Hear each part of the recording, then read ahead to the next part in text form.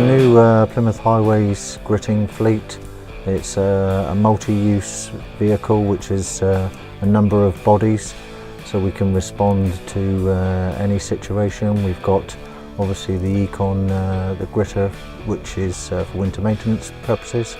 We've got a hot box facility, which we take the gritters off and we put the hot box on, which we can respond to for potholes and any carriageway safety defects and footway defects. And we've also got a facility to put a tipper body on to undertake planned construction and any scheme works from Plymouth City Council. As we can see, we have new technology, new machinery, new infrastructure support to make sure, especially through the winter months, that we've got all the provision we need. And these multi-use machines are incredible, absolutely incredible. They're doing the tarmacking, they'll do the gritting, they'll do all sorts of jobs on the highway that we need. And to look at this investment, hopefully the citizens of Plymouth will feel the real benefit.